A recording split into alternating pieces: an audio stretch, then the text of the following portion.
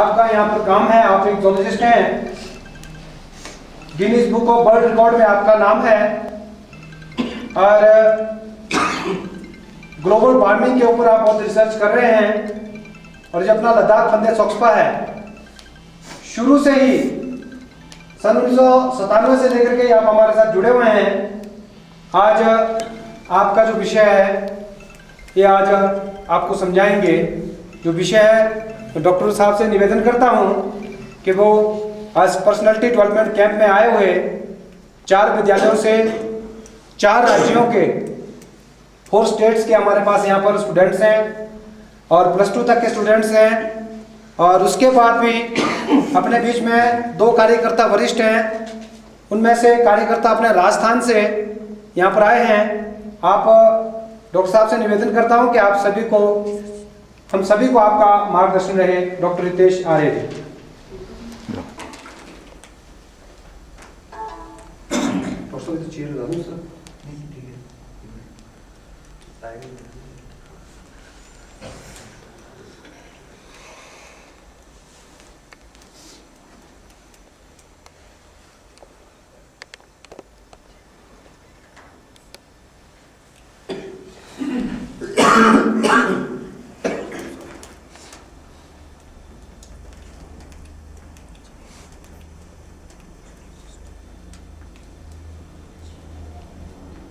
कौन सी क्लास के विद्यार्थी हो सर?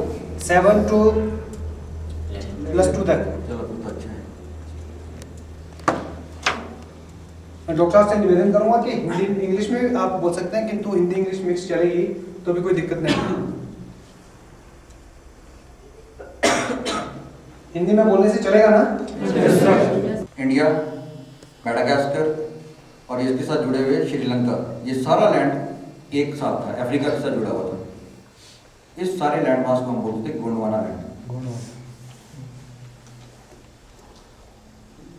20 करोड़ वर्ष पहले ऐसा धरती में प्रक्रिया हुई कि ये सारे एक दूसरे से अलग हो गए। तो साउथ अमेरिका जो था वो वेस्टवर्ड चला गया, ऑस्ट्रेलिया ईस्टवर्ड चला गया, अंटार्कटिका जो था वो साउथ को चला गया और जो इंडिया था वो नॉर्थ को आया।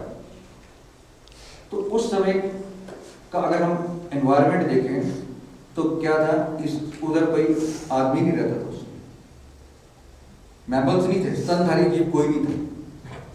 उस समय का जो युग था वो था डायनासोर्स का युग। सारी जगह डायनासोर्स थे। तो 20 करोड़ 200 मिलियन साल से लेके 60 मिलियन साल तक 140 मिलियन साल तक 14 करोड़ साल तक डायनासोर्स का पृथ्वी पे राज रहा था। तो जब ये ड्रिफ्टिंग हुई तो कुछ डायनासोर्स ऑस्ट्रेलिया चले गए, कुछ अंटार्कटिका में भी मिलते हैं, कुछ ऑस्ट्रेलिया में भी मिलते हैं, कुछ साउथ अमेरिका में मिलते हैं, अफ्रीका में मिलते हैं और कुछ इंडिया के साथ आ गए। इंडिया ऑस्ट्रेलिया की तरह एक आइलैंड की तरह 150 मिलियन साल तक, 15 करोड़ साल तक ये मूव करता रहा नॉर्थवर्ड और धीरे धीरे धीरे धीरे मूव कर रहा था ऐसे। और यहाँ पे चाइना था। अब इंडिया ऐसे ऐसे आ रहा है और धीरे धीरे धीरे धीरे इससे टकराया। जब इससे टकराया तो क्या हुआ, जो यहाँ का जो समुद्र था वो उठ गया ऊपर को। जब टकराता है ना कोई चीज, जैसे आप कागज को उठाओ और टकराओगे तो ऐसे ऊपर को उठ जाती है चीज। तो ये जो चीज थी, ये सारी की सारी चीज जो आप ये देख रहे हो, पूरा हिमालयाज की जो रेंज है चंडीगढ़ से शुरू हो जाती है और आपके यहाँ से लेके आगे तक चाइना में चली जाती है।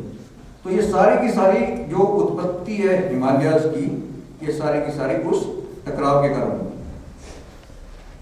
इसको हम इंग्लिश में बोलते हैं कॉन्टिनेंटल ड्रिफ्ट। और जितनी ये इंडिया की होती है इसको प्लेट्स बोलते हैं। इंडिया की plate, Chinese plate, European plate, Australian plate, ऐसे 7 मेजर प्लेट्स हैं पूरे विश्व में। तो इस जितने भी अर्थक्वेक होंगे ये सारे बाउंड्रीज पे होते हैं। जैसे यहाँ पे हो गया, तो जब ये टकराया यहाँ पे, तो जितनी आपको ये सिंधु नदी नजर आती है, बेसिकली यही एक कोलिजन जोन थी जिसको हम बोलते हैं कोलिजन जोन, जहाँ पे इंडिया और चाइना कोलाइड किया। और जो नॉर्थवर्ड है इसका श्योक रिवर, वहाँ पे इसकी कोलिजन की कल्मिनेशन होती है, मतलब वहाँ पे खत्म हुआ। तो ये बीच का जो पोर्शन है इसमें सारे जितना भी तनाव था वो सारे का सारा यहीं पे हुआ, जिसके कारण हिमालयस की इतनी इतनी ऊंचाई, इतनी विश्व के सबसे ऊंचे माउंटेन्स बने हैं, जैसे माउंट एवरेस्ट भी यहाँ पे है। तो सारा का सारा रेंज आ जाती है इंडोनेशिया से लेके बर्मा, भूटान, मलेशिया, ये सारा वहाँ से लेके नेपाल और इधर से यहाँ पे आता है। और ऐसे करके यहाँ से अफगानिस्तान, यहाँ से चला जाएगा पाकिस्तान, पाकिस्तान से अफगानिस्तान, अफगानिस्तान से ये ईरान, इराक, ये सारी की सारी एक ही इसको हम बोलते हैं ओरिजिन, मतलब हिमालयस की एक ही उत्पत्ति, हिमालयस की और एल्प्स की, है ना, एक ही तरह से एक इवॉल्व हुई है, इनका जन्म हुआ है। अब क्या होता है कि जब ये सिंधु है, सिंधु नदी जो थी वो सिंधु नदी यहाँ पे और ब्रह्मपुत्र नदी दूसरी साइड पे, चाइना वाली साइड पे सैंपो नदी बोलते हैं उसको, और जब वो आके बांग्लादेश से आके फिर दोबारा से हमारे पास आती है तो हम उसको ब्रह्मपुत्र नदी बोलते हैं। तो सैंपो सूचर जोन बोलते हैं इसको, इंदस सैंपो सूचर जोन, इंदस का अगर ये हम मान लें मानसरोवर, तो एक नदी यहाँ से निकलती है, एक नदी ब्रह्मपुत्र यहाँ से निकलती है और ये सिंधु नदी यहाँ से निकलती है। ये पर्वत है, इसको बोलते हैं नंगा पर्वत। तो नंगा पर्वत पाकिस्तान में है, यहाँ से 90 डिग्री का टर्न लेके ये वापस पाकिस्तान से होके आपकी अरेबियन सी में चली जाती है नदी। और जो ब्रह्मपुत्र की नदी है इसको सैंपो या येलो रिवर भी बोलते हैं, और ये नागचा पर्वत से उधर से नॉर्थ ईस्ट में वहां से 90 डिग्री का टर्न लेके ये वापस ब्रह्मपुत्र में चली जाती है। और यहाँ इस पूरे के पूरे प्रक्रिया में इंडिया कोलाइड किया था। ये सारा का सारा अगर आप देखोगे भौगोलिक दृष्टि से, तो इंडिया जहाँ पे कोलाइड किया था वहीं पे ये रिवर सिस्टम बना है हमारा, इंदस का भी और ब्रह्मपुत्र का। इन दोनों का अगर आप ओरिजिन देखें तो ऑलमोस्ट सेम है। और इसके जो कब ये हिमालय जितने ऊपर उठे, तो ये कब कोलाइड किया, मतलब ये 60 मिलियन साल पहले, 6 करोड़ साल पहले कोलाइड किया। बड़ी इंटरेस्टिंग डेट्स है। 20 करोड़ साल पहले टूटा था, 14 करोड़ साल तक चलता रहा, 6 करोड़ साल पहले कोलाइड किया और 4 करोड़ साल तक उसका जेस्टेशन होता रहा, ये अंदर घुसता रहा इंडिया। फिर कोई 20 मिलियन 2 करोड़ साल पहले ये बाहर निकलना शुरू हुआ। और जो आप हिमालयस की ये जो लद्दाख का पोर्शन है, इसकी जो उत्पत्ति आ रही है वो 7 मिलियन साल, मतलब अगर आप उसको देखेंगे 60 लाख साल, नहीं 7 लाख नहीं, करोड़ साल होगा ना, मतलब 1.5 करोड़, हाँ 70-80 लाख साल पहले ये ऊपर उठे हैं। अब इंपॉर्टेंट एस्पेक्ट आ जाता है तब भी जियोलॉजिकली, मतलब शास्त्र में तो कुछ भी पढ़ा होगा आपने कि मानव आ गए थे, लेकिन जो जियोलॉजिकल एविडेंसेस मिलते हैं तो वो ये मिलते हैं डायनासोर्स 60 मिलियन साल खत्म हो जाते हैं। इसकी भी थ्योरीज हैं कि डायनासोर्स खत्म हो जाते हैं, उसके बाद धीरे धीरे मैमल स्तनधारी जीव शुरू होते हैं। स्तनधारी जीव का शुरू होना, एंजियोस्पर्म वाला जो फ्लावरिंग प्लांट है उसका शुरू होना एकदम कोइंसाइड करता है। और ये जो एनवायरनमेंट थी यहाँ पे, लद्दाख की एनवायरनमेंट थी, इसको जननी माना जाता है बेसिकली, जो शास्त्र बोलते हैं। यहाँ पे हिमालयस की तो उत्पत्ति हुई थी, ये ग्रेटेस्ट माउंटेन्स है। आप एक इतने फॉर्चुनेट हैं कि आप इतनी अच्छी रेंज में रह रहे हो। यहाँ पे किसी का ही रेंज हिमालयस की उत्पत्ति नहीं हुई थी, लेकिन जो स्तनधारी जीव हैं उनके भी हमारे को यहाँ पे फॉसिल्स मिलते हैं। फॉसिल्स आप समझते हैं, तो उसके भी हमारे को यहाँ पे फॉसिल्स मिलते हैं। अभी हम यहाँ पे न्यूमा में और यहाँ पे स्टोक साइड में और यहाँ दुनिया भर के फॉसिल्स हमने ढूंढ रखे हैं। उधर प्लांट्स के फॉसिल्स मिलते हैं, एंजियोस्पर्म्स के फॉसिल्स मिलते हैं। तो ये सारा दर्शाता है कि सिपियां भी मिलती हैं, बहुत अच्छी अच्छी सिपियां मिली हमारे को कारगिल से, आगे से। तो अगर किसी देखिए तो हम दिखा सकते हैं आपको। तो उसमें क्या होता है, वो दिखाते हैं कि जैसे जैसे आ रहा था तो समुद्र खत्म हो रहा था, कोलाइड कर गया तो समुद्र खत्म हो गया और लैंड की कंडीशंस आ गई, तो सिपियां खत्म हो गई, सिपियों के फॉसिल्स नीचे नीचे मिलते हैं, उसके ऊपर ऊपर प्लांट्स के फॉसिल्स मिलते हैं। ऐसे करके अगर आप स्तूप कांगड़ी का ये ट्रैक करोगे तो उसमें आपको ध्यान से देखोगे तो फॉसिल्स आपको बहुत ज्यादा मिल जाते हैं। तो एक एनवायरनमेंट आप ऐसे रह रहे हो यहाँ पे, जहाँ पे पूरे हिमालयस की उत्पत्ति हुई थी, और जो स्तनधारी जीव है उनकी उत्पत्ति हुई थी। और अब थ्योरी ये आ रही है कि जो मनुष्य की उत्पत्ति हुई थी, कई थ्योरी है, जो वेस्टर्न फिलोसफर्स हैं वो ये मानते हैं कि वो ये अफ्रीका में अभी तक हुए हैं ओरिजिन, लेकिन यहाँ पे अभी रिसर्च नहीं हुई है। इतनी ज़्यादा यहाँ पे रिसर्च नहीं हुई है क्योंकि यहाँ पे लोग आ नहीं सकते हैं, रिस्ट्रिक्शन है, एरियाज ऐसे जो न्यूमा साइड है वहाँ पे रिस्ट्रिक्शन आ नहीं सकते हैं। लेकिन अगर वहाँ पे भी रिसर्च की जाए तो ह्यूमंस के एविडेंसेस, जो मैमल्स हैं और ह्यूमंस के एविडेंसेस यहीं पे मिलेंगे। ये हमारी रिसर्च बोलती है कि यहीं पे उत्पत्ति होकर यहीं से विस्तृत पूरे संसार में हुआ है, क्योंकि यही सबसे फेवरेबल क्लाइमेटिक कंडीशंस थी उस समय। तो ये तो था ये भौगोलिक दृष्टि। तो आपको ये जो सिंधु दर्शन थी, ये कोलिजन जोन है। वो जो स्तूप कांगड़ी वाला जो एरिया है उसमें देखोगे आप लेयर्स हैं बहुत सारी। तो वो सारा 3 तरह के रॉक्स होते हैं पृथ्वी में। आप ज्योग्राफी के स्टूडेंट से साथ में आगे पढ़ा होगा आपने, किन तरह के पत्थर होते हैं बताओ। अब सेडिमेंट्री रॉक कौन से होते हैं? लाइमस्टोन टाइप का। तो और अगर मैं पूछूंगा यहाँ पे आपको कहाँ मिलेगा? स्पितुक साइड लाइमस्टोन तो नहीं है ना बेटा। सेडिमेंट्री रॉक होता है, और कौन से रॉक होते हैं? और कौन सा होता है? Igneous rock. तो ये तीनों तरह के पत्थर आपको यहाँ पे मिलते हैं। अब बताओ कहाँ मिलते हैं सेडिमेंट्री रॉक? और बताओ, एक तो लाइमस्टोन होता है, और कौन सा होता है सेडिमेंट्री रॉक?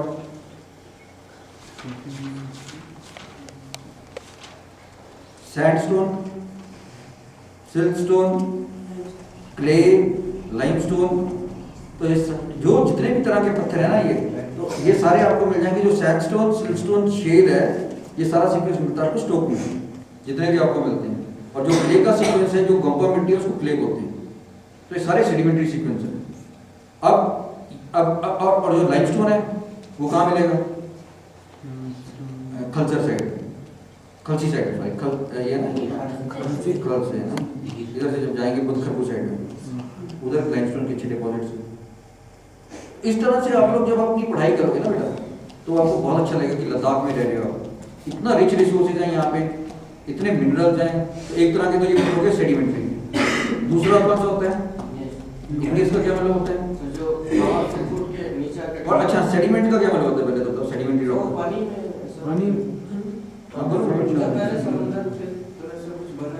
बना नहीं होता। देखो सीधी सी बात होती है, सेडिमेंट्री रॉक का मतलब होता है सेडिमेंट से बना हुआ पत्थर। सेडिमेंट्स क्या होते हैं? जैसे जैसे वेदरिंग होता है ना, कोई भी पत्थर का टूटता है ना, जो जैसे कोई भी पत्थर तोड़ दो, अब एक तो होता है नेचुरल तरीके से तोड़ दिया, एक घर में लो एक पत्थर को तोड़ दो, जो बिल्कुल बारीक बारीक चीज बन जाएगी, उसको हम सेडिमेंट्स बोलते हैं। सेडिमेंट्स के साइज में अगर मोटा रख लोगे उसको तो सैंडस्टोन बोलते हैं, अगर उसको और थोड़ा तोड़ दोगे तो सिल्टस्टोन बोलते हैं, उसको थोड़ा और तोड़ दोगे तो उसका बारीक हो जाएगा तो शेल बोलते हैं, उसको और तोड़ दोगे तो गंपा मिट्टी बन जाती है। ठीक है ना? इस तरह से आप सेडिमेंट्री की क्लासिफिकेशन करते हो। तो सेडिमेंट्स से बना हुआ चीज उसको सेडिमेंट्री रॉक बोलते हैं। तो नेचुरल प्रोसेस में क्या होता है, ग्लेशियर जब पिघलते हैं, जब बारिश होती है, यहाँ पे तो आपको बड़ा अच्छा उदाहरण होता है, जैसे जब फ्लड आता है, देखा होगा 2010 का फ्लड कितना ज्यादा हुआ, तो क्या हुआ ना, सेडिमेंट्स आ गए। सेडिमेंट्स आए थे, वो इतनी ज्यादा तबाही नहीं होनी चाहिए, जहाँ जहाँ सेडिमेंट्स इकट्ठे हुए थे, एक्यूमुलेशन हुई थी उनकी, और जहाँ जहाँ वॉल सी बन थी उसी नाले में तबाही हुई थी, तो उसमें सेडिमेंट्री रॉक होता है। दूसरा तरह का रॉक होता है इग्नियस रॉक। इग्नियस का मतलब होता है, इग्नियस ग्रीक में बोलते हैं उसको आग। सिंपल होती है चीजें, तो जियोलॉजी बहुत सिंपल चीज है। तो इग्नियस रॉक उसको बोलते हैं जो, तो अब क्या हुआ, तो इग्नियस रॉक अगर आपने यहाँ पे देखना होगा तो कहाँ है? जितना भी पत्थर इंडस के बीच में और श्योक के बीच में, ज्यादातर 90% पत्थर सारा जो है आपका लद्दाख जिसपे आप बैठे हो ना, अभी ये वाला सामने वाला पत्थर भी इग्नियस पत्थर है, इसको ग्रेनाइट बोलते हैं। तो एक और एग्जांपल तो इग्नियस का रॉक का, हाँ, बेसाल्ट, हाँ, ग्रेनाइट, हाँ कुछ ही बोलो बेटा, हाँ, स्लेट तो बेटा मैडम हो गया। जब ये सेडिमेंट्री रॉक जैसे सिल्टस्टोन हो गया, शेल हो गया, सिल्टस्टोन जब मेटामॉर्फोस हो जाएगा तो वो शेल बन जाएगा, जब सैंडस्टोन हो जाएगा तो वो ये बन जाएगा। तो इस तरह से आप मेटामॉर्फिक रॉक्स बोल रहे हैं, ठीक है ना? अब मेटामॉर्फिक क्या होता है? इग्नियस भी मेटामॉर्फोस हो सकता है और सेडिमेंट्री भी मेटामॉर्फोस, चेंज। मेटामॉर्फिक का मतलब होता है इंग्लिश में चेंज, हाई टेम्परेचर प्रेशर के कारण अगर कुछ भी चेंज हो जाता है तो उसको बोलते हैं, ठीक है? और ये तो जैसे अपने आप ही चली जा रहा है। तो उसमें क्या है कि अब इन चीजों के बाद क्या होता है, मेटामॉर्फिक मिल जाते हैं। अब क्या होता है कि इन सब चीजों के साथ साथ क्या होता है, अब आपने बताना कि यहाँ पे जब सिंधु नदी आई, सिंधु सभ्यता आई, तो सिंधु सभ्यता के साथ साथ क्या हुआ, जहां जहां आपकी एग्रीकल्चर फील्ड थी सारी, तो नदी के पास आई। देखो जितने भी घर आपके बने हैं सारी एग्रीकल्चर फील्ड्स नीचे हैं और नाले में हैं, और जो आपके हैबिटेशन थी पहले, जो अगर जमाने में देखें तो ले फोर्ट के आसपास, जो अगर हम ले को उदाहरण माने तो ले के आसपास सारी हैबिटेशन थी। मतलब अगर स्टेट बैंक से जो आज का स्टेट बैंक है और जो चौक है वहीं तक हैबिटेशन होती थी, नाले में कोई हैबिटेशन नहीं होती। वहाँ पे अगर पुराने जमाने में अगर आप अपने बुजुर्गों से पूछोगे, नाले बिल्कुल एग्रीकल्चर के करते थे, वहाँ पे सुबह जाते थे, शाम को वापस आ जाते थे। क्यों वहाँ पे कोई हैबिटेशन नहीं बनाता था? क्योंकि कभी भी खारदुंगला से फ्लड आ जाता है। आप लोग एक पूजा भी करते हो यहाँ पे, जो ग्लेशियर्स बेल्ट करने होते हैं, तो एक पूजा होती है वहाँ पे, गोपा में जाते हो, ऊपर गोपा विलेज है उसके ऊपर थोड़ा सा जाते हो और एक पूजा करते हो कि भगवान हमारे को इस ग्लेशियर के पानी से, इसके एवरलॉन्च से रक्षा करो ताकि ये कभी ना आ जाए और हमारे को आगे ना ले जाए।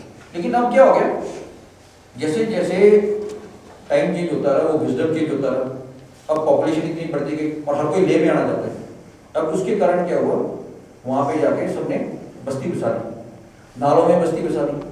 अब जितने भी होटल बन रहे हैं सारे क्या हो रहे हैं, नाले में बन रहे हैं, खारदुंगला के नाले में। अब नाले में अगर कोई चीज आप बनाओगे तो पानी ने तो कभी ना कभी आना है, ठीक है ना।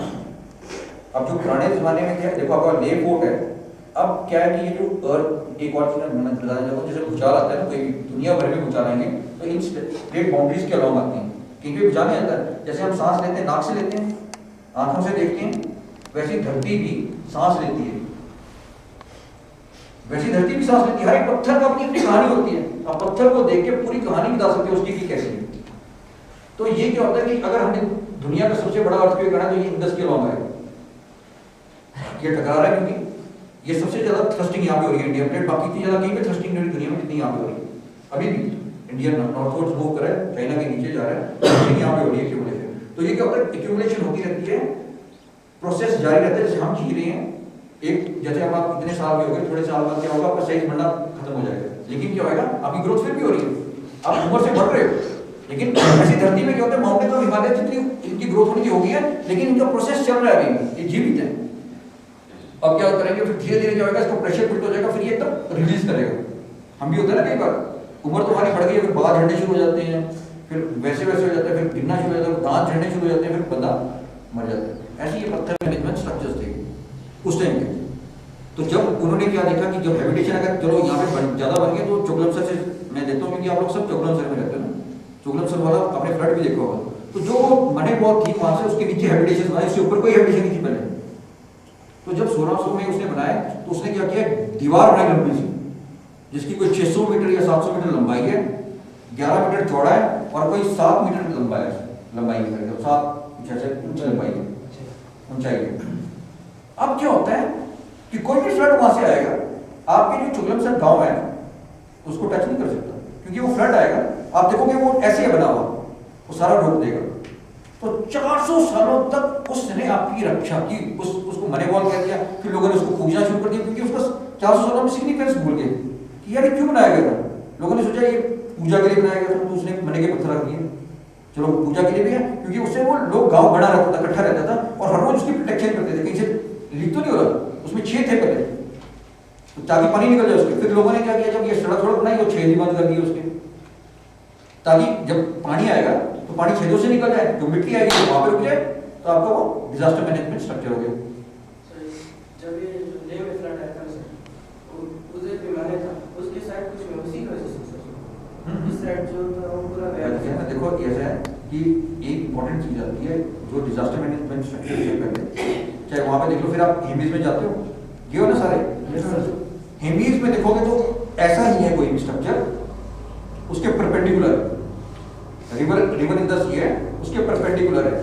तो क्या है कि मतलब है कि आपका जो वहां से नाला आएगा ऊपर से आएगा, इसको यहाँ पे कुछ नहीं बनाना स्ट्रक्चर, तो वो सीधा सीधा बना दो। अब जैसे बना रहे हैं ना, यहाँ पे सीमेंट का कितना पैसा खर्च कर रहे हैं, नाले बना रहे हैं ना बड़े बड़े, अगर आप उसको देखोगे दोनों का स्ट्रिकस, दोनों का कोइंसाइड करो, तो इधर के स्ट्रक्चर्स और आज जो बना रहे हैं, तो उन्होंने पहले डिमार्केट कर दिया कि इससे ऊपर फ्लड नहीं आएगा, अगर कोई फ्लड आया तो उसके ऊपर चढ़ जाएगा, वो वहां पे।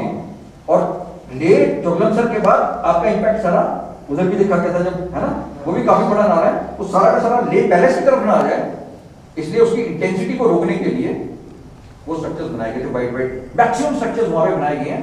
और मलेश्वरी, अगर आप ले बाजार में जो वहां से आया था टैक्सी स्टैंड से, जो फ्लड आया था सबसे ज्यादा पहले वहां पे स्ट्राइक किया, 3-3 मंजिल ऊपर वो थी, उड़ा के उसको वहां से मार दिया।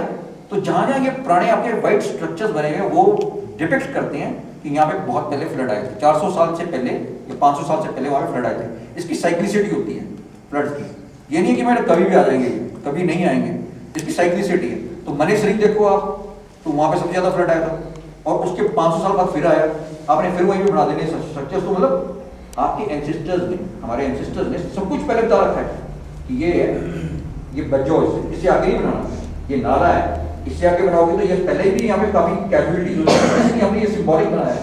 इसकी वो पूजा भी करनी जरूरी है। पूजा का मतलब ये होता था उसकी मेंटेनेंस, कि आप उसको आओ, अगर कहीं से वो गिर रहा है, देखो कितने सिंपल गिर चुके हैं, मने वॉल्स बेकार हो रही हैं, उसके कारण डिस्ट्रक्शन जिसकी होगी, जो हैबिटेशन वहां पे रह रही है। तो एक रिलीजियस फीलिंग अलग चीज है। इतनी तबाही हो गई कि वो एक नेशनल न्यूज बनी, मतलब इतने ज्यादा लोग मर गए बेचारे, उनको ये नहीं पता लगा कि कैसे कैसे कदम रखना है, कैसे कदम रखना है, और उसी में वो बेचारे धंसते चले गए 3-3 मीटर 4-4 मीटर की करके। तो ये इंपॉर्टेंट चीजें हैं कि जो साइंस थी, जो विजडम था आपका, जो लामा लोगों का विजडम था यहाँ पे, वो बहुत स्ट्रॉन्ग था। अब अगर हम एक इसमें मेरे को एक और चीज याद आ रही है, जैसे हेमिस मोनेस्ट्री, बाकी सारी जो नई मोनेस्ट्रीज बनी है वो देखो सामने सामने बनी है, लेकिन अगर आप यहाँ से जाओगे सिंधु नदी के किनारे से, और वो प्रिजर्व रही, कोई लुटेरा वहां पे आके पहुंच ही नहीं सकता, क्योंकि वो आता था घूम जाता था, घोड़े पे आएगा या किसी तरह दौड़ के आएगा तो परेशान हो जाएगा, यहाँ पे तो कोई मोनेस्ट्री नहीं है, चला जाएगा। तो हर तरह से आपका जो विजडम था बहुत ज्यादा स्ट्रॉन्ग था यहाँ, और इतनी इतनी बेहतरीन जगहों पे। लामा यूरोप में कहां से उन्होंने मोनेस्ट्री बना दी, देखो पूरे का पूरा ग्लेशियर डिपॉजिट है, पूरे का पूरा ग्लेशियर डिपॉजिट है, लेकिन वहां पे उन्होंने मोनेस्ट्री बनाई, और ऐसी जगह पर मोनेस्ट्री बनाई है जहां पे पानी का इन्फ्लुएंस कभी भी नहीं आएगा। इतना इंपॉर्टेंट है, मतलब इतनी इतनी लाइन, एक ब्रीक लाइन मार देते थे कि यहाँ पे क्या है कि आपके मिनरल रिसोर्सेज बहुत ज्यादा है, इकोनॉमिक। उसका क्या मतलब होता है कि जैसे अभी तक बिजली नहीं, लेकिन अब देखो हाइडल पावर प्रोजेक्ट आ गया आपका आज ही, तो एकदम इकोनॉमी बदल जाती है आपकी, अब आपका कॉन्सेप्ट बदल जाएगा। अब यहाँ पे इंडस्ट्रीज बहुत आएंगे, क्योंकि अब आप लोग लाइट देखोगे, पहले हम भी यहाँ पे, मेरे को भी इतने साल हो गए, तो हम लाइट के अंदर थोड़े टाइम के लिए 3-4 घंटे की लाइट आती थी, उसमें कुछ नहीं हो पाता था, सोच संकीर्ण हो जाती थी। लेकिन अब आप एनर्जी, यहाँ पे इतनी ज्यादा एनर्जी, अब यहाँ पे अगर आपको वो होएगा कि इधर जैसे यूरेनियम होता है ना, जो न्यूक्लियर पावर प्लांट के लिए, तो एनरिच यूरेनियम यहाँ पे मिला है नुब्रा में, वो तुम्हारा वो कौन सा गाँव है वहाँ पे वो भी मिला है। तो हर चीज यहाँ पे क्या है कि बहुत रिच है। अब यहाँ पे क्या है कि एक सब रिसोर्सेज को टैप करके, उसको टैप करके करने की जरूरत है। और तीसरी चीज क्या जाती है, एनर्जी, एक वो फॉर्म हो गया, और दूसरा एनर्जी तैयार किया जाए, उसमें एनर्जी भी प्रोड्यूस होती है। सारे घर जितने भी वहाँ पे घर है मकान के आसपास, उनको गर्म पानी देके पूरे सर्दियों में भी गर्म कर रखा जाता है, हमेशा 24 घंटे सर्दी में गर्म रह सकते हैं, गर्म करने की जरूरत नहीं है, आग जलाने की जरूरत नहीं है, हीटिंग उससे हो सकती है, कूलिंग भी उससे हो सकती है, एनर्जी भी उससे प्रोडक्शन हो सकती है, और वो भी एक बहुत बड़ा एनर्जी का सोर्स है। सोलर एनर्जी भी यहाँ पे बहुत अच्छा काम कर सकती है, क्योंकि इतना ज़्यादा यहाँ पे पोटेंशियल है। तो जितना भी आप यहाँ पे एनवायरनमेंट को देख रहे हो, वो सारा सोलर एनर्जी से फीड कर सकते हो। इतना ज़्यादा लैंड है आपके पास, इतना ज़्यादा लैंड है, और यहाँ पे ग्राउंड वाटर पोटेंशियल बहुत ज़्यादा है। अभी यहाँ पे क्या होता है कि इंडिया जैसे रेस्ट ऑफ पार्ट ऑफ दुनिया में बोल देते हैं कि नहीं यहाँ पे बोरवेल मत करो, यहाँ पे पानी कम हो जाएगा। भैया यहाँ पे पानी कभी कम नहीं होने वाला। ये अब हम अगर वाटर सिस्टम के बारे में बात करें तो इसमें क्या होता है कि आप देखोगे कि ये दिमाग है पानी का। उसका मेरा अभिप्राय ये है कि अगर आप ले लो सिंधु का, गंगा का, यमुना का, ब्रह्मपुत्र का, तो कंट्रोल कौन करता है? वो लद्दाख का रीजन करता है। ये लद्दाख और तिब्बत का रीजन सारा कंट्रोल करता है कि आपके नीचे बाढ़ आनी है, अकाल आना है। अगर तो यहाँ पे ज्यादा ठंड होगी, ग्लेशियर्स नहीं मेल्ट करेंगे तो क्या होगा, नीचे पानी कम जाएगा, नदियों में पानी कम हो जाएगा, तो सारा का सारा इंडस बेसिन में पानी कम हो जाएगा। ब्रह्मपुत्र में भी ऐसी हालत होगी। अभी क्या होगा, अभी तक अगर नहीं हुआ पानी तो ये सारा का सारा प्रॉब्लम हो रही है नीचे, क्योंकि वाटर लेवल नीचे कम होता जाएगा। पूरा का पूरा बेसिन नीचे कंट्रोल होता है। तो इसको हम अपने वाटर, अपने रीजन में क्या बोलते हैं, इस रीजन को हम दिमाग बोलते हैं कि अगर आपने नीचे की कोई भी फ्लडिंग देखनी है, कोई भी इंटरप्रेटिंग देखनी है, तो आपको ये वाला सिस्टम स्टडी करना है। तो इतना इंपॉर्टेंट है ये।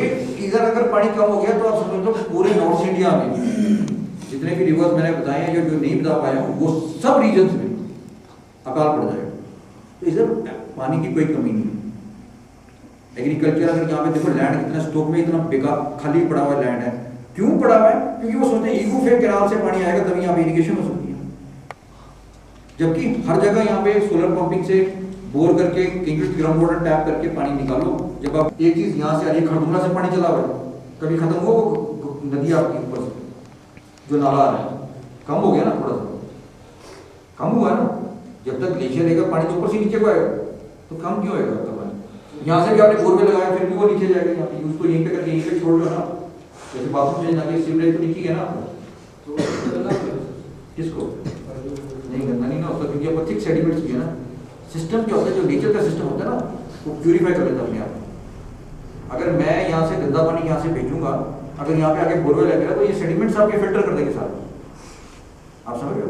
जैसे अगर हम गंदा पानी को ले लें, जितना भी गंदा पानी होगा उसको 3 लेयर में पास कर देंगे। चौथा में थोड़ा सा और पास करके, मतलब रेत, मोटा रेत, उससे पहले थोड़ा सा क्या बोलते हैं पत्थर, फिर उसे छोटा पत्थर, फिर मोटा रेत, उससे छोटा कम रेत, इन 4 की लेयर बना दो। कितना भी गंदा पानी यहाँ से ले लो, यहाँ से साफ पानी ले लो।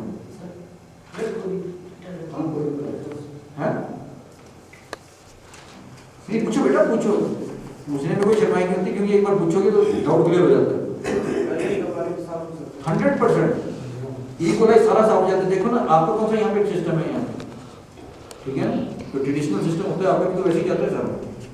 वहीं पे स्प्रिंग होता है, वहीं पे नीचे चाहे चलो यहाँ तो वाटर लेवल थोड़ा नीचे, अगर आप इधर चले जाओ शे की तरफ, वो तो 10-10, 15-15 फुट वो दो, वही पानी है। अगर वो भी सिस्टम फिल्टर हो जाता है कि रेत है वहाँ, तो ये नेचुरल सिस्टम होता है। 10 जो मैंने आपको सीक्वेंस बताया, ये नेचर में अपने आप ही होते हैं। तो यहाँ से आप गंदा करते रहो, वहाँ से आप साफ पानी लेते रहो, कभी भी आपका पानी पोल्यूट नहीं होता।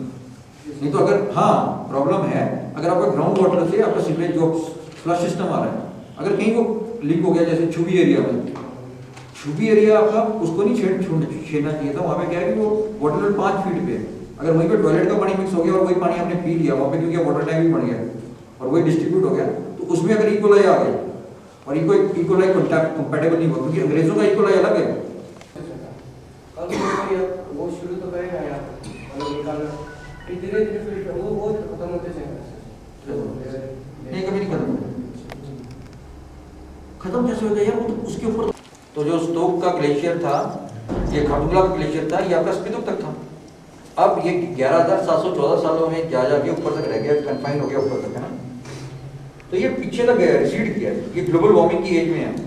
तो उससे कारण क्या होता है, 11,714 साल में, मतलब अप्रॉक्सीमेटली 11,000 सालों में वो वही 23 किलोमीटर के करीब, 22.8 किलोमीटर, 6 किलोमीटर हमने नापा था, वो मैं प्रोजेक्ट हो गया, उतना वो रिसीड कर चुका है। सिमिलरली सियाचिन का है जो 73 पॉइंट समथिंग किलोमीटर रिसीड कर चुका है, ये सारे हमने। और ये जो ये अपना हाँ sir, as compare to Himachal Pradesh ना, मतलब ये ईस्ट साइड है, मिजोरम और वो हो गया ना, तो उनके पहाड़ों में सर पेड़ बहुत होते हैं ना, लेकिन यहाँ पे जो पेड़ पूरा पहाड़ है ना, पेड़ से ढके होते हैं।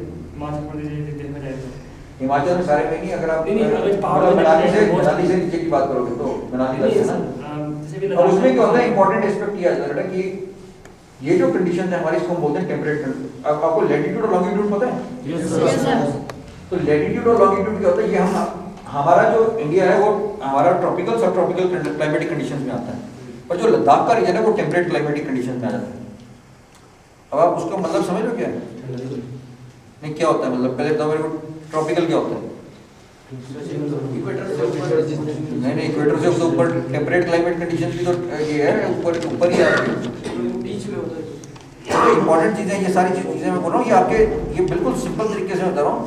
इक्वेटर क्या होता है? जीरो, जो मतलब ये ग्लोब है, इसके बीच की लाइन मार दो तो ये क्या हो गया? इक्वेटर। ये नॉर्थन हेमिस्फीयर हो गया, ये सदर्न हेमिस्फीयर।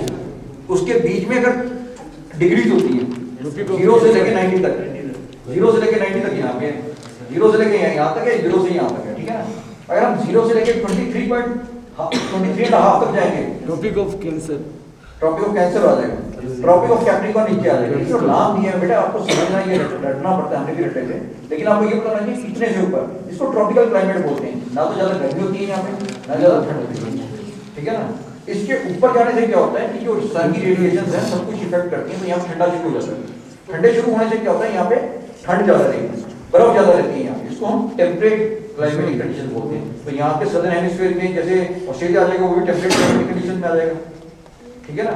हमारा इक्वेटर क्योंकि अब क्या है कि अगर आप थोड़ा सा बारिश होती है ना, यहाँ देखो कि पूरा का पूरा पहाड़ ग्रीन हो गया, अपने आप फ्लावर आ जाते हैं, अपने आप ग्रीनरी हो जाती है। क्लाइमेट कंडीशंस वार्मिंग के कारण ऐसी होती हैं कि आप थोड़ा सा पेड़ लगा रहे हो उसके कारण ग्रीनरी आ रही है, क्योंकि क्लाइमेटिक कंडीशन में ह्यूमिडिटी बढ़ गई है यहाँ पे, आप समझ रहे हो। अब आप ह्यूमिडिटी जब बढ़ जाती है तो आप कुछ भी पेड़ लगाओगे तो वो ग्रो करेगा, और अब अवेयरनेस भी आ रही है, पानी भी आप सिस्टमेटिक कर रहे हो। अगर आप ड्रिप इरिगेशन यहाँ पे कर लोगे, कम मैन पावर लगेगी, कम पानी लगेगा। जैसे स्कूल के पेड़ है, इसमें क्या करना चाहिए, एक पाइप लगेगी, मतलब थोड़ा सा बच जाता है, एक गोल वो एक पाइप लगा दी वहां तक, तो क्या करेगा आपका हर ड्रिप में पानी भी आपका बच जाएगा, मतलब इतने से भी 100 लीटर पानी में आपका सारा गुजारा हो जाएगा। वो एक ड्रिप जितना एक पौधे को पानी चाहिए है 2000 कुछ वहाँ पे भी डेजर्ट है सर, लेकिन उन्होंने टेक्नोलॉजी इतनी इवॉल्व करी अपनी कि वो सब कुछ हमारे पे ग्रो करते हैं। अब यहाँ पे नहीं ग्रो करना कि हमारे को यहाँ पे कुछ नहीं करना। अब आप लोगों से क्या अपेक्षा कि आपने यहाँ पे अटेंड किया है, तो मतलब आप लोगों से ये अपेक्षा की सारी चीजें आप ओपनली देखो सारी चीजें, और ये दिखाना कि लद्दाख क्या करके दिखा सकता है। लद्दाख में कोई चीज की कमी नहीं है, हमारे को बाहर से कुछ चीज नहीं लेनी है, हमारे को सब चीजें यहीं से, एनर्जी हम यहाँ पे लाएंगे, एनर्जी सरप्लस होगी, हम यहाँ से जम्मू को एनर्जी बेचेंगे, बेच सकते हैं, आपके पास इतनी एनर्जी आ जाएगी। तो ये एक डैम में सारी चीजें हैं, ये आपको मस्त कर देंगे। और जो है यहाँ पे क्या है कि अगर थोड़ा सा क्लाइमेट के बारे में क्लाइमेट के बारे में बोलना चाहता हूँ, ये जो चीजें हैं यहाँ पे, हम यहाँ पे जो काम कर रहे थे तो बहुत सारे एविडेंसेस हमारे को मिले, जो अभी क्या होता है, जो क्लाइमेट चेंज की थ्योरीज हैं जितनी भी, वो ये दर्शाती हैं कि जो क्लाइमेट चेंज है वो आदमी के करके वार्मिंग, देखो ग्लोबल क्लाइमेट चेंज क्या समझो, क्लाइमेट चेंज क्या होता है, ग्लोबल वार्मिंग और ग्लोबल कूलिंग को क्लाइमेट चेंज बोलते हैं। सर जरूरत है कि क्लाइमेट चेंज ना कि आपने सीजन के उससे हो, जरूरत है कि सीजन के हिसाब से हो क्लाइमेट चेंज। क्लाइमेट बेटा 1000 साल का प्रोसेस होता है, 30,000 साल का प्रोसेस होता है। क्लाइमेट सीजन होता है, सीजनल फ्लक्चुएशन होती है, हमारे 4 सीजन हैं, लेकिन क्लाइमेट क्या होता है, बहुत लंबा समय होता है। तो उसमें क्या होता है कि क्लाइमेट चेंज क्या है बेसिकली, अगर आप लोग इतना हुआ समझ रहे हैं, तो उसमें क्या होता है कि आपने समझा कि आदमी क्लाइमेट चेंज करता है, आदमी की एक्टिविटीज क्लाइमेट चेंज करती है। तो उसमें जैसे हम गाड़ियां ज्यादा चलाएं, पोल्यूशन ज्यादा होता है, पर जो यहाँ पे देखो कि जब आपके गाड़ियां भी नहीं चलती थी, जनरेटर भी नहीं चलते थे, ऑयल भी नहीं था। 1 मिनट का समय अपने पास है, कुछ भी पूछ सकते किसी के बारे में, किसी विषय में। अच्छा लगा कि नहीं, पहले बताओ, मजा आया? क्या क्या सीखा, कुछ थोड़ा सा भी बताओ, कोई खड़ा होकर कि अभी तक क्या समझ में आया? हाँ बताओ सर। ये जो छोटे जरूर का असली का वो क्यों बना है, यहाँ पर रिसोर्सेज में कमी करके इंफॉर्मेशन मड़े बॉल का भी ध्यान रखना, मड़े बॉल से ऊपर कभी कुछ नहीं बनाने देना है। वॉल्केनो है बेटा, ये जो तुम बैठे हो ना, ये सारा वॉल्केनो आ चुका है तुम्हारा। वॉल्केनो 3 तरह के होते हैं, एक होता है जैसे माउंट एटना में कल रात को वॉल्केनो आया, देखा था टीवी में, माउंट एटना में रात को वॉल्केनो आया, मतलब फूट जाएगा, उसको बोलते हैं एक्टिव वॉल्केनो। एक होता है डोरमेंट वॉल्केनो, कि मतलब आया था और कभी भी फूट सकता है, उसको बोलते हैं डोरमेंट वॉल्केनो। और तीसरा तरह का वॉल्केनो ये होता है कि आया था और कभी नहीं आएगा। तो जो आपका ये वाला वॉल्केनो था, ये आया था 6 करोड़ साल पहले। जो जितना भी आप लद्दाख का जो खानुला देखते हो, ये खानुला जो था, और आगे तक क्यारी तक चले जाओ, उससे भी आगे चले जाओ, और यहाँ पे भी जितना भी कारगिल की तरफ चले जाओ, कारगिल में भी ये आगे तक चले जाओ, बेशक अफगानिस्तान, पाकिस्तान, अफगानिस्तान तक चले जाओ और वहां तक चले जाओ, इसमें सारा का सारा ये इतना वॉल्केनो आया था। तो ये तीसरा तरह का वॉल्केनो जो आया था, कभी नहीं आएगा, समझ रहे हो। पर अगर आप अंडमान निकोबार में चले जाओ, वहां पे आज भी वॉल्केनो आ रहा है, ठीक है ना। हिमालय रीजन में ये